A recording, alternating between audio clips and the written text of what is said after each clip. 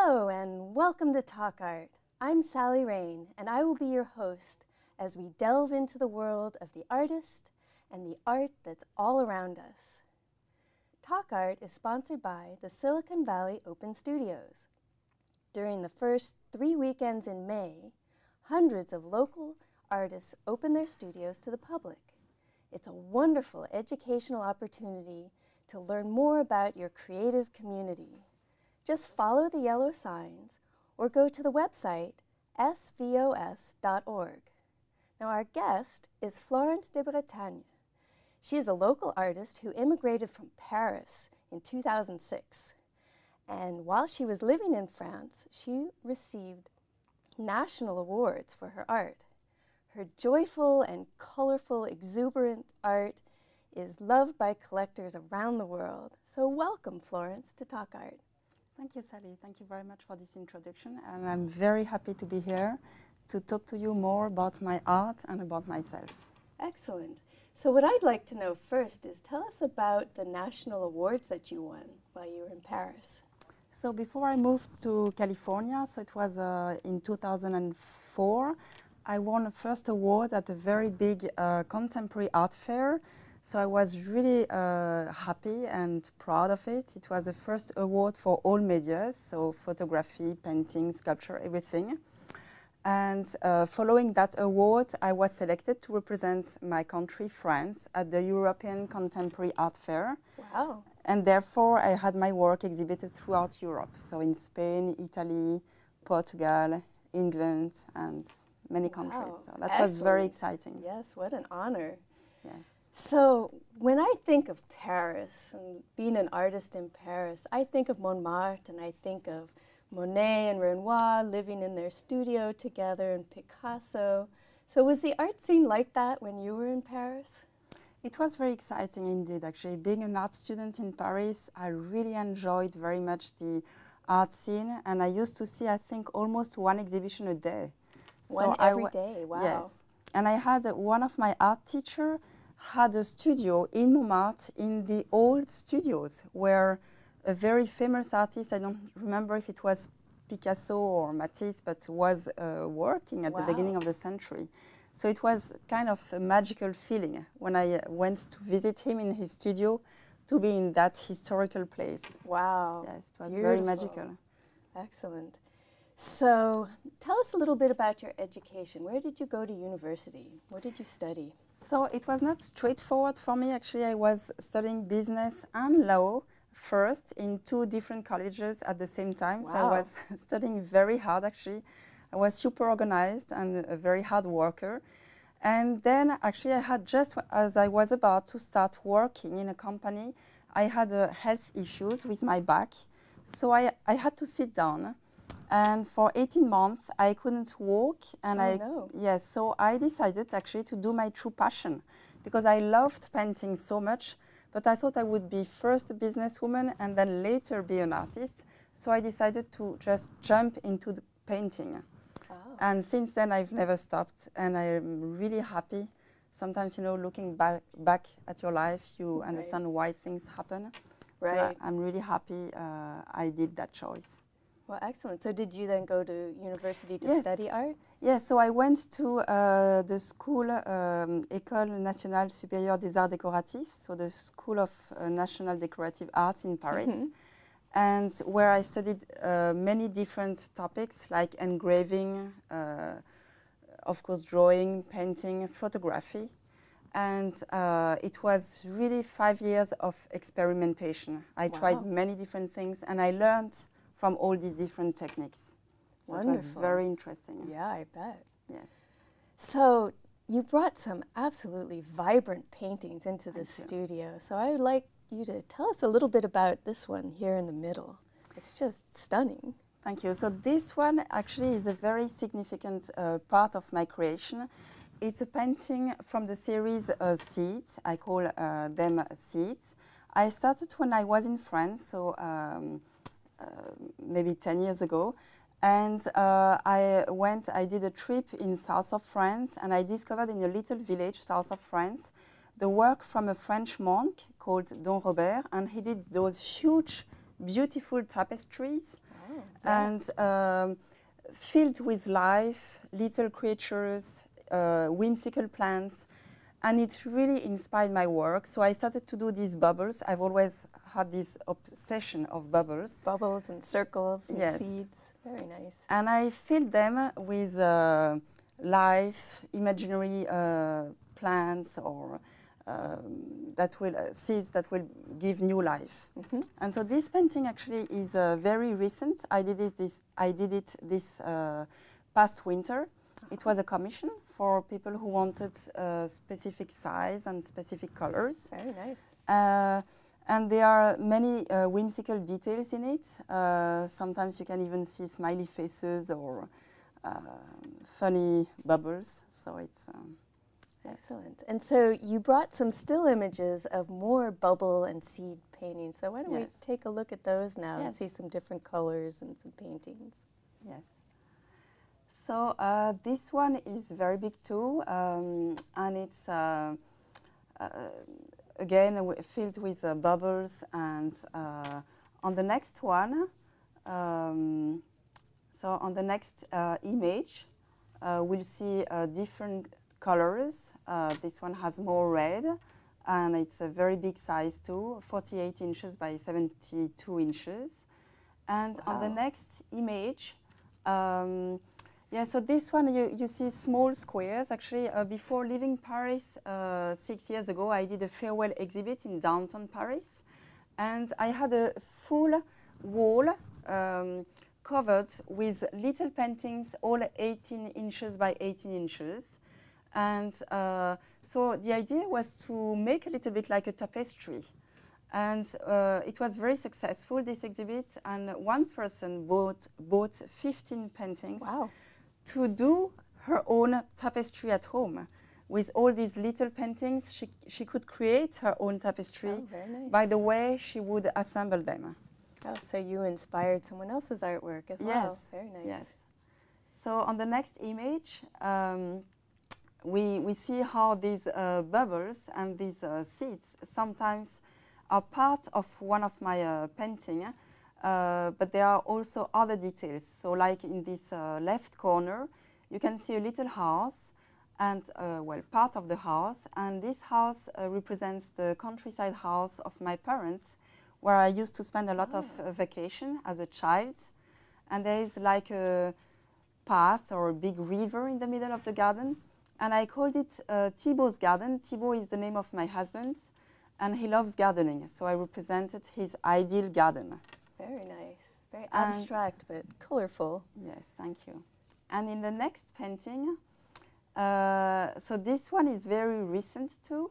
I did it here in California, and it's a diptych. And on the right side, it's more my French life with a garden filled with seeds. And then on the left side, it's a very Californian, how do you say, swimming pool, sorry, with maybe the American flag. And yes, it's more Californian style. Very nice. Yes. So those are some beautiful images. Thank and you. what is the significance of the seeds for you? Tell me a little bit more about that. Yes, so in French, the word seeds or semence, I think the translation is semen, has two meanings actually. Seeds is both the seeds that you are going to put in the soil and that will give plants. Food, yes. Yes. And it's also what a father will give to the mother to give eventually a baby. Oh, so seeds. Yes. The father too. Yes. Oh, very nice. So that's the translation. Exactly. I see. So there is an ambiguity that's why I chose this word to really show that my paintings are full of life. Very Basically, nice. it's about life. Excellent. So now that you live in California, tell us how being here and having a different environment and different people, how has that affected your art and inspired you? So I love it here. We moved here 6 years ago permanently, and I really love both the nature, the beautiful nature, the Californian weather, and also the people, the mentality. So I will talk to you about the painting behind me. So I started this tree when I was still in France, in a very humid area west of Paris. And then when we moved here, I finished the tree here, and I spilled some bright colors. So you can feel, I think, this atmosphere of wind and almost storm, but at the same time, some bright colors and the sun and really this Californian light that is very typical from here. And yes, all together, I think this painting is very sunny and bright. And the funny thing is that the couple who bought this painting is a mixed couple with, she's from Italy and he's American.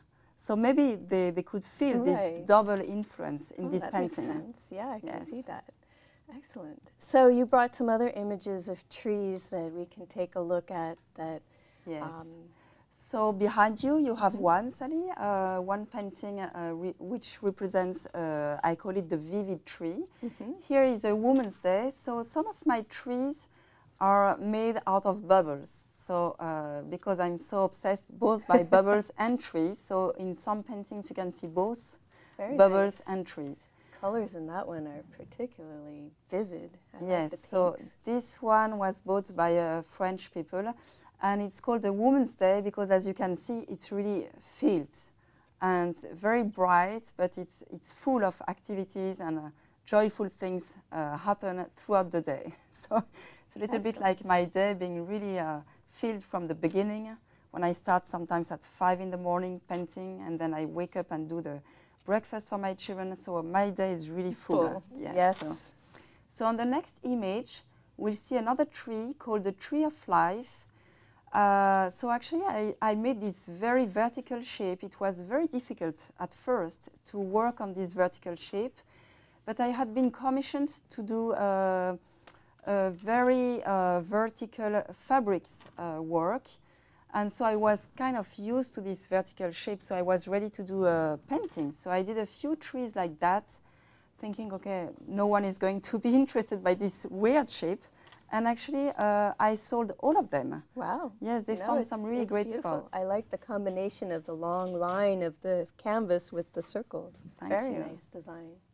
So on the next image, this is the proud tree. So it's a little bit like this bird, how do you call a peacock? Yes, exactly, a peacock. So it's, all my trees are very whimsical. Usually I'm not thinking at a particular tree, but it's more really whimsical and imaginary. And all my trees are like portraits, actually, of human beings. So this one looks like someone very proud of all his colors and all his gifts. So on the next one, we'll see an olive tree. So I like this one very much, and it was bought by someone who has a collection of olive trees in his garden. Oh, very nice. And you can really feel the storm and the winds which bends the tree, but the tree is very strong. And I made a few of those very strong trees, and you know, you can feel they are challenged by life, but they resist. They are very strong and joyful, and they are still there. And the olive tree brings such gifts with the olive oils and the fruit, and they live for a very long time. Exactly. Too. So yes, very nice. So the blue tree is a very strong tree too. So it's for me it's a portrait of someone very strong in life, like a pillar. You can really count on that person. Yeah, those vivid brushstrokes remind me a little bit of Van Gogh and his coloring. Very nice. Yes. And the winds, very nice. Yes. Excellent. So tell me a little bit about the influences that you've had, some of the artists that you have studied and who've influenced your paintings. So I love Matisse. I love his bright colors and the shapes he used, the way he cuts paper, and then he gets some straightforward composition and colors. And I love also David Hockney. So this David Hockney? Yes. Yes.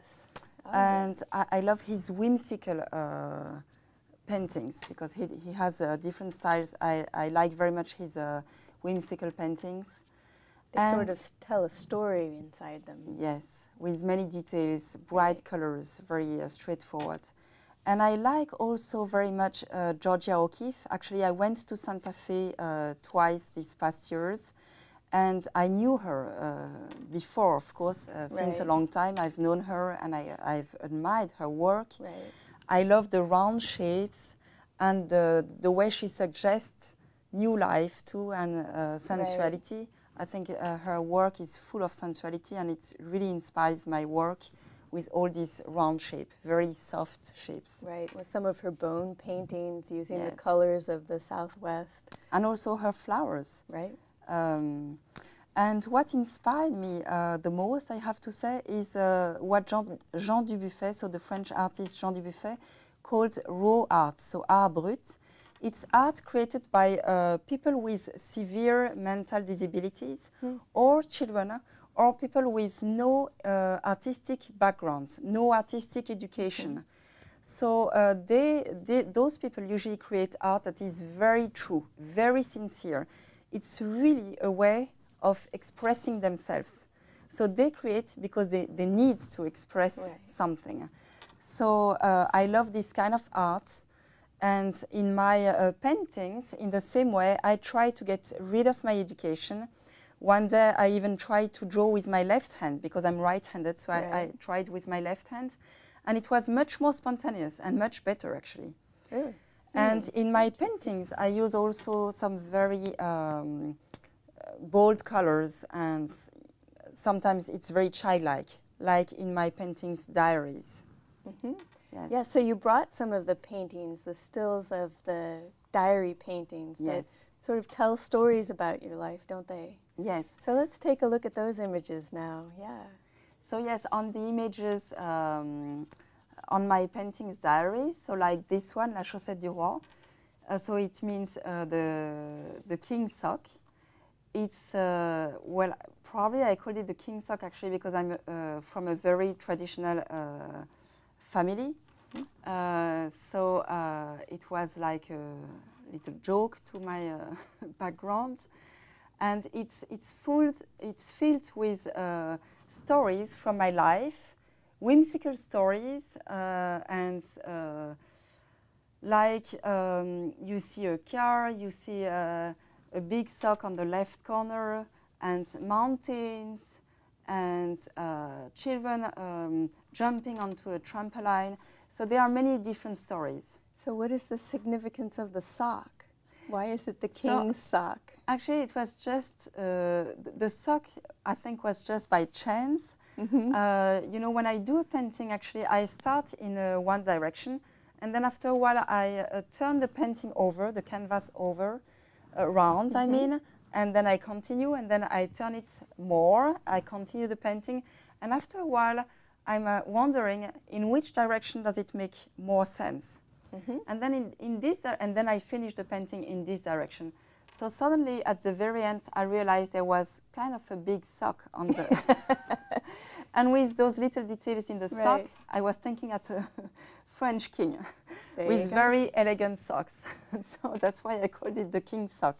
Very nice. So, but usually, you know, you ask me to tell stories about this painting, but it's funny how usually these paintings resonate to people's lives. Right. Because Let's sometimes... see the next one. Yes, on the next one, you see another painting with many stories, and a writer actually bought this one. And you know, a writer living here in the Bay Area, and I thought no one is going to like those paintings here. People are being so bright and smart, and they are way too childlike. And actually, yes, many people like them here. I think they're beautiful. And yes, so so on the next one. So this one is called When the Moon Kisses the Lady with Curlers. I see the curlers. Yes, Quand la dame, well, it's a very funny title. Quand la dame au bigoudi. No, when the moon kisses the sun, the lady with curlers smiles. That's the full title. So it's completely whimsical, and again with mountains, and little stories. So if we can see the next one. So this one is called It's Raining Cats and Dogs. And I did it one day when it was pouring rain, and I was in my studio, and I like this expression, it's raining cats and dogs. You don't have the equivalent in French, and I thought it was a very funny expression. Funny. So you can see this big kind of dog outlined with gray, and then you can see people playing tennis. I played a lot of tennis when I was a child. And then I wrote the names of different places I really liked throughout my life. So the place where my parents have their countryside house, Périgny, and the place where I used to ski a lot, Verbier, in Switzerland, and then the place where I live here now, Palo Alto. So different places. So yes, that's about it for Very the drawings. nice. So those are great. Yes. So when you're in your studio, tell us a little bit about the materials that you use and the processes that you go through to create these beautiful paintings. So as you can notice, the colors are always very bright and intense. Actually, I'm really trying to reach a bold harmony with all the colors.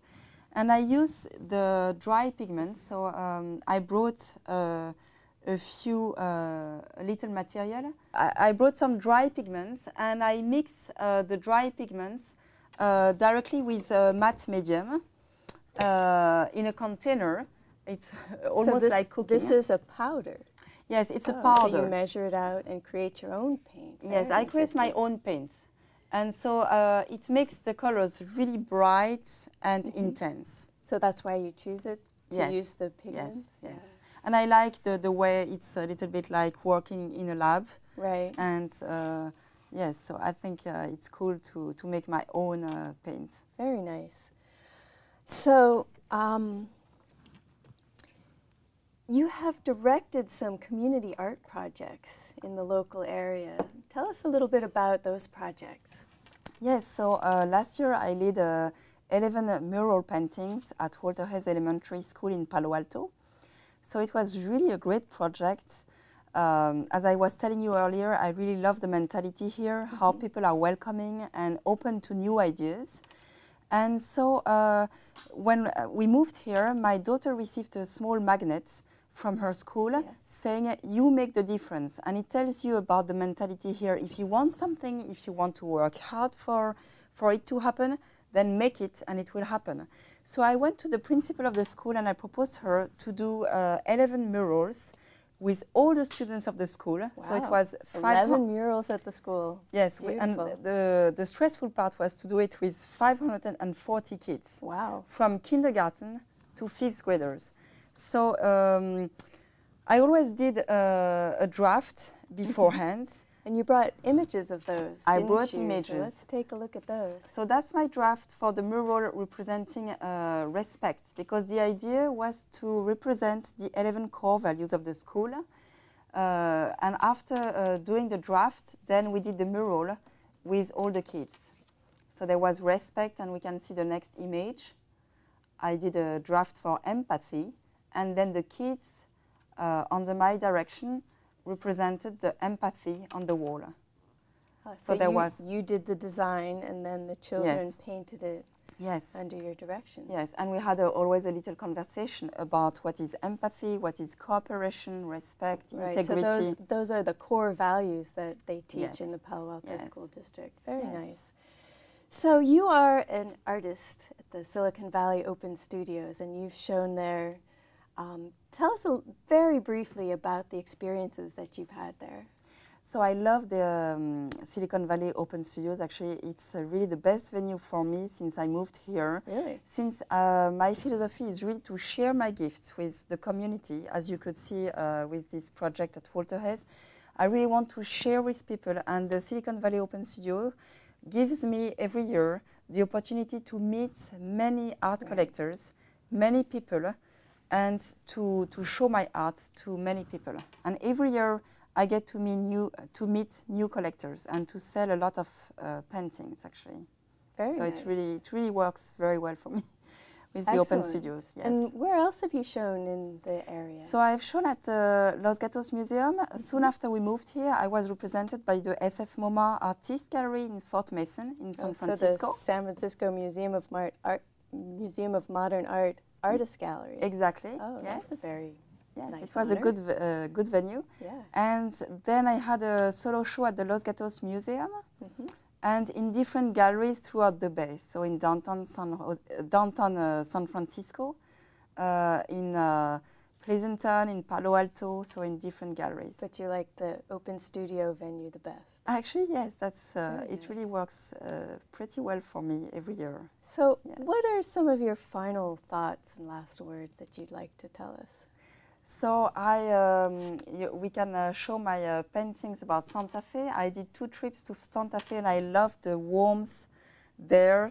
And so all these paintings, if you can show the paintings, please, down here. So all these paintings, yes, thank you, are with very warm colors and gives the atmosphere of these old missions that we can see there. And the collectors who bought most of them said that it really brings new atmosphere to their home, so much warmth and so much happiness. So it's I'm really happy. Very nice. Well, thank you, Florence, for being on Talk Art. We had a wonderful conversation. Thank you, Sally. Thank you very much. I really enjoyed being here.